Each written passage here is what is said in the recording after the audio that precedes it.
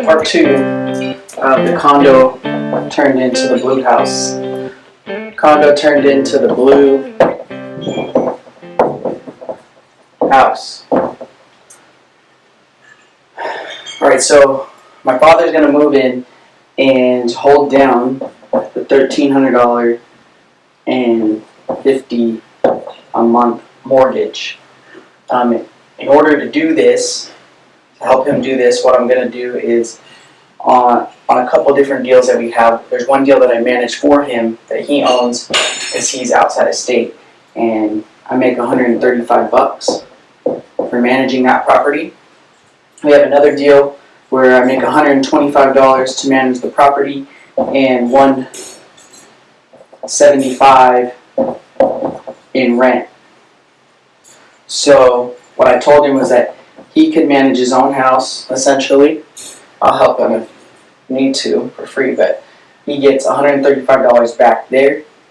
We're going to take the rent and the management fee, so $175 times 2 is $350 plus $125. That's $475 divided by 2. So that's like $240, we'll say. I get another $240. So he'll have $375 to go towards his house, and then all he has to pay is $1,000 for rent until 8.125% rate drops. At some point, we'll try to refinance this for 5%, but this gives us flexibility, right? My father wants to get closer to his grandkids, and we bought this house from another deal that we did, and that gives us the opportunity to work together to continue to build wealth. He does not want to live in that house. He wants to live on 2 acres or more. So we'll rent that house, right? When the rates drop 5%, if we can get that, we'll refinance the deal. The rent it can rent right now for $1,400. House can rent for $1,400. If we wanted to rent it, we can make $50. Right? That's just not enough though. So we'll bring it down. Where's my phone at?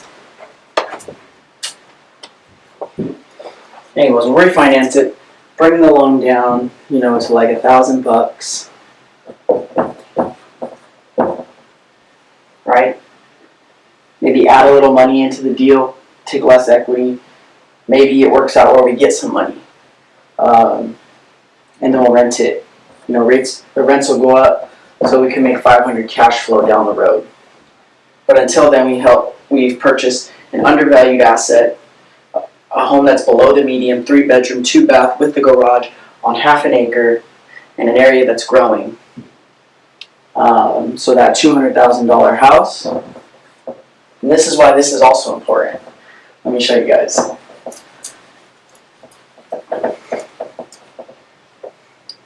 Let's just say $85,000 condo and $200,000 house.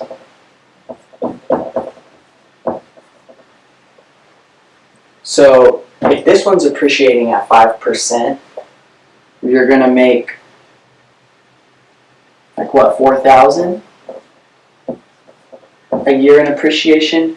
Or I took half that money, put it in here, right? Now I'm appreciating at 5% of this, which is my half of $100,000, right? That's $5,000. I'm appreciating at $5,000. And I still had, like, I guess essentially 12 grand, 12 to 15,000 from the profit in the deal, right? And and the account that we were talking about before. So my total investment on that condo deal was $6,500. Right, $6,500 for me, $6,500 for my dad's wife, and $20,000 for him. So we turned $33,000 into a house with $15,000 in leftover profit, and we made like $8K in rental profit over 3 years, right? So, you know, that's the deal. A lot of people will probably disagree with me about how we're operating this, but I'll tell you something. This is what wealth and excess income allow you to do, right?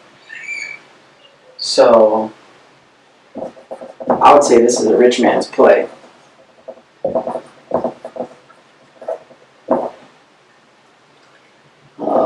I have to consider myself wealthy to be able to carry the 2 mortgages, right?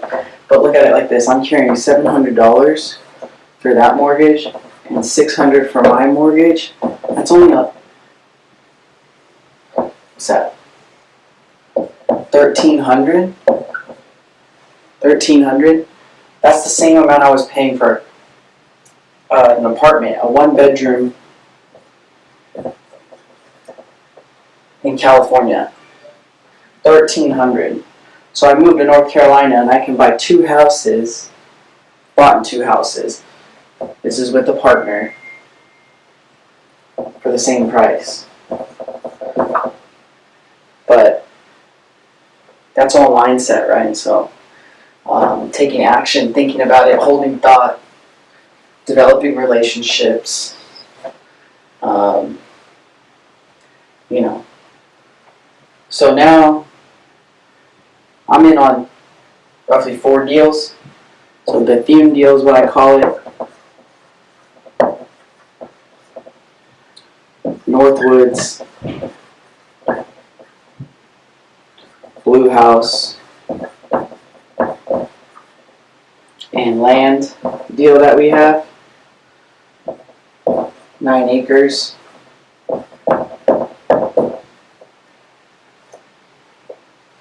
And this is the real estate portfolio. So condo turned into the Blue House. Now, this was good cash flow. Cash flow between us and the deal, there was like a $150 association. Cash flowed $600 to us as a family. The condo, and we converted that into a $1,300 liability. But the likelihood of the Blue House appreciating over time is much higher than this condo. This condo is in a high tax area, and it was not in a nice neighborhood. There was a lot of riffraff, a lot of low-income people. So it's about the type of asset, right? So a lot of it is it grade C, grade D, grade B. They have all these terms. What I look at is quality, right? So that Blue House is a quality asset that is going to rent or be purchased at any time. And I don't have to rely on somebody else to do any maintenance work. And there's no association. So, if you like that breakdown of that deal and what we're doing there, we'll keep you guys updated on the Blue House deal. Just give me a like on this video, subscribe if you liked any of this content, and I appreciate you. Thank you.